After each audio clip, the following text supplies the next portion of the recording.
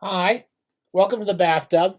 This is Scott Bradfield, the master bather. We're awaiting the slow approach of the coronavirus or Joe Biden. Either the coronavirus or Joe Biden are going to come to San Luis Obispo soon, and we're trying to stave off this inevitability by reading books in the bathtub. Great books in the bathtub, okay books in the bathtub, crappy books in the bathtub. It really doesn't matter. Spend a little time in the bathtub. Today we're gonna read a book which I have mixed feelings about, but I think we have to read it, which is Lost in the Funhouse. John Barth. John Barth's a big. We're big fans of John Barth here in the bathtub. And the first story in the book, I've actually printed it out. I had the production people send this up from our extraordinary production department. The ones I didn't can. The ones I didn't fire, which is almost all of them. And this is the first story. He calls it frame story, and you're supposed to tie it together. It's like a little. It comes in the book uh, as a visual aid, right? It's the first two pages called Frame Story, and it's this. Once upon a time, there was a story that began once upon a time. And I think in some ways this encapsulates everything I enjoy about Barth and everything I find annoying about John Barth. So everything you really need to know, I think I will actually just put that. That's really I can do that. Okay. Don't tell anyone in the Trump administration I'm wearing this hat because I look suspicious. So we're talking about Lost in the Funhouse. Our plan, which is again, it's kind of our capers on this, our weird ideas that we'll probably never finish in the bathtub, is that we're going to read the books that lead up to John Barth's major mid to late career book, Letters, in which all of his previous characters come together in this big, massive epistolary novel. We've talked about Lost in the Funhouse, The Floating Opera. We talked about Giles Goat Boy. And this is it's not the next book that he wrote, but it's one of the few early books by Barth I haven't read. And I've always been put off by it. Every time I start it, I get to this opening, which is he's being overly clever in the opening. I'll take this hat off now. And it kind of describes all the stories in this kind of super clever lit crit style of,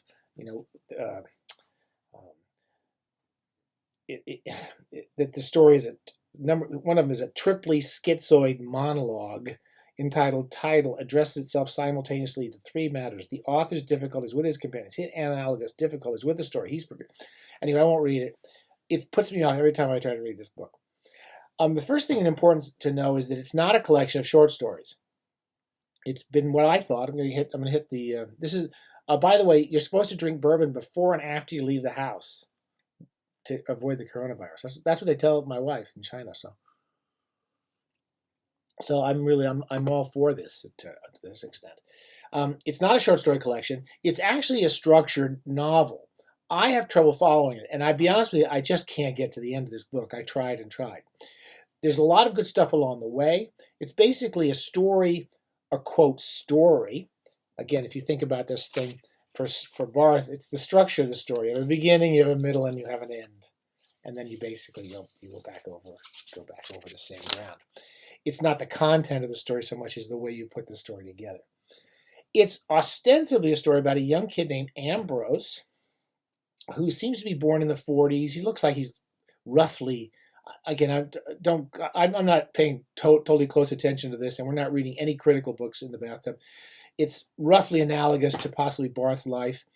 And the stories start with basically this, just the primal story, which is beginning and end, leading to another beginning, and then moves on to the second story in the book, which is called Night Journey, which is about the story. It's the first person story of a sperm looking to fertilize an egg.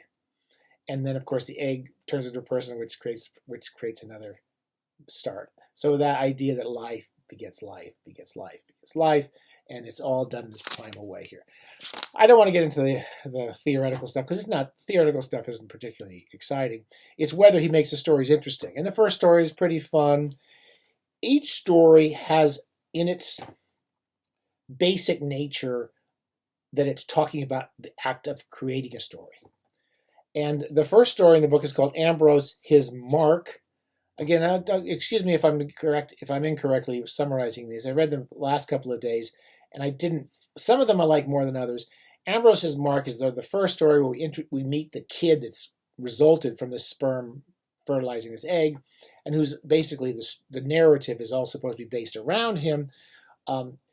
Ambrose has not been named. He's a baby suckling at his mother's breast.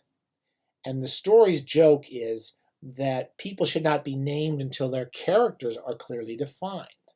Writers give names to their characters who are already sort of defined in their head. So there's a joke that's going on there. The kid's name is Ambrose, as in ambrosia, and this whole story is this ridiculous story. While he's suckling at his mother's breast, a bunch of bees land on him trying to get honey, and then they chase them off. I forget, there's a few other jokes, but as a result of this, they called him Ambrosia. So that's a joke. The most famous section in this is, again, that we basically have a series of stories as the book develops of this young boy growing up and his relationship with his family and his relationship particularly with girls. Sex is always a big thing in John Barth. And the most famous story is called Lost in the Funhouse, and the title and the metaphor of Lost in the Funhouse. And we shouldn't really even saying metaphor, because it's very hard to talk about this story just as good readers. It's the idea that we go to a fun house, and the end of the joke of the story is the fun house is run by somebody, and the fun house is a nest of technical devices, and that nest of technical devices is what produces some pleasure that we get, and that's what the story is about. It's not really about a real kid. It's about a narrator telling a story about a kid who's telling a story about himself. And we're going to start. You notice we're real serious today. We got the blackboard out. So the most important part is the closing. He says, the last paragraph, every time anyone talks about Barth, they quote this, but you kind of need to read it. He wishes he had never entered the fun house, but he has. Then he wishes he were dead, but he's not. Therefore, he will construct fun houses for others and be their secret operator, though he would rather be among the lovers for whom fun houses are designed. So we in the bathtub, let's continue the metaphor, we in the bathtub are just enjoying the fun house, and we're enjoying the pleasure of it, and we're enjoying the nice bath of the book. Whereas he's talking about how he has kind of been forced upon him to be the master of the fun house and to construct these stories. And the stories are really nothing but a series of artificial and technical skills and abilities, which I don't believe. I don't personally believe as a reader or a writer. But it's sort of the structure that informs most of Barth's books. I don't want to say too much more, except to say that this story of Ambrose becomes more and more metaphorical. It gets to the point where we reach a section called Menelaus, which is about Menelaus. I'm not going to write it down. I will write one part down. Menelaus. And this is an interesting story which I could not finish. I found it exasperating. And it's not, and you'll see here's a part of the reason I find it exasperating, and I'm going to show you on the board. The light's not good.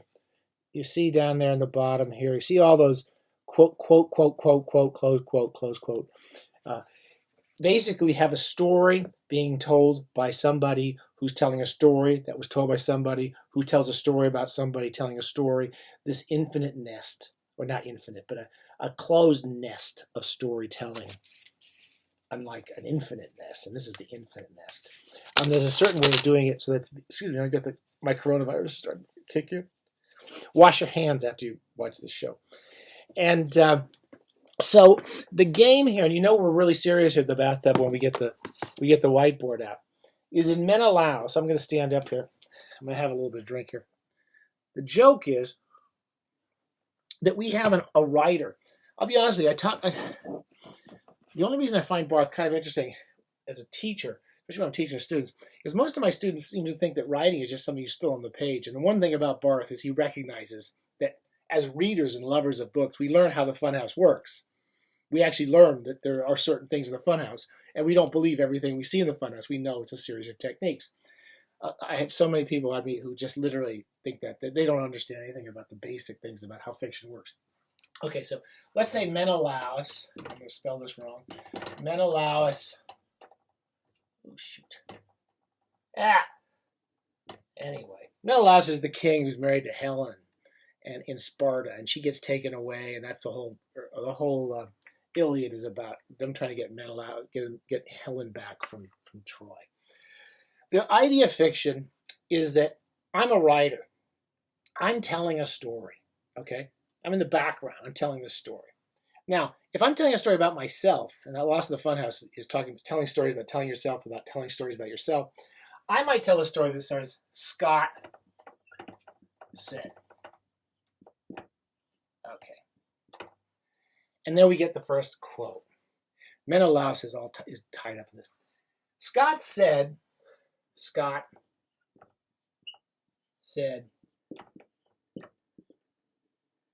and then we have another quote. At this point, it actually becomes a single quote, doesn't it? When you start reading your books, start learning how to do that stuff. Scott said, I am telling a story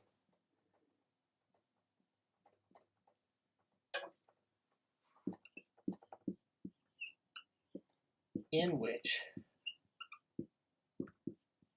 Scott says. And then we have double quotes. You have double quotes, single quotes, double quotes, just to show that somebody telling a story about somebody telling a story. Someone quoting somebody who's quoting somebody who's quoting somebody. Okay, so this story, Menelaus, or it's called the Menelaus, is where he starts to lose me in this book. And we get a lot, Menelaus is telling a story, and there's a lot of nests of who's telling the story. We talked a bit about in the first two books of Barth, trying to figure out when the story starts. When he's telling the story is more important, and then when the story he chooses to start. Go back to those. I don't want to watch them, but Barth always makes these structural decisions part of his story, and some people enjoy it more than others. I like the actual story, so I like the character in A Floating Opera. I like Giles Goatboy and so forth, and I like Ambrose in many of the sections of this. I find this book. I wouldn't read this unless you're really keen on seeing him develop some of these jokes and these techniques of fiction writing and telling his own types of stories. He goes on, after another book called Salt Weed Factor, which is worth reading, to write Chimera. Chimera we're going to definitely take into the bathtub, because I think this survives as something to read in the bathtub more than this does. And we have the same game he plays in this, which is who's telling the story, including John Barth, who's the character who shows up at the beginning of the book and is involved in a nest of storytellers, which has a sort of infinite regression. He often uses that joke of the infinite regression. You have two mirrors facing one another, the story facing reality, and there's a mirror in both of them, and you're just going back and forth infinitely. All right, that's the best I can do to say what I liked about it. I wouldn't rush off to read this one. I don't think you need to read it unless you're really interested in these sort of critical and the games he's playing, which don't help you enjoy, I think, Chimera so much. I'm sure Ambrose will show up in letters, which someday, if we survive either Joe Biden or Donald Trump, and I don't think we will, we might actually get to that book. Finally, we're getting to after this. I brought this big board in here just to kind of get you all excited, because we're still heading straight at a breakneck pace towards our 1,000th subscriber. 1,000 subscribers. It's going to be very exciting. I've got a lot of plans for our 1,000th show. You can't see it. Can you see? We're going to look really closely at BK Smith's picture. I'm going to wear this scarf. Lucky's going to be here. We're going to play the Peter Gunn theme song. Someone's already requested the Peter Gunn theme song at the 1,000th show. We're going to have the Peter Gunn theme song. We're going to have the coronavirus is going to be here. There's something. I'm going to give some awards. I've decided I have a whole nest of awards, a whole slew of awards I'm going to give to our books and our readers and everything. Everybody's going to get an award, and it's going to be a fabulous prize. So you need to get that 1,000th subscriber. I mean, for example, I might send this to somebody as a prize. I don't know who, but somebody might get that prize.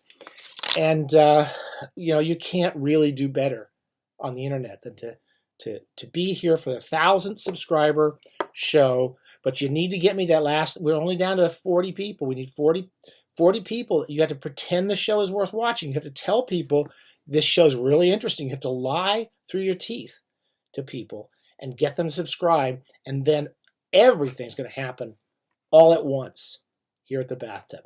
All right, this has gone on too long. I blame it on the coronavirus. And we'll talk to you soon. Bye. Happy bathing.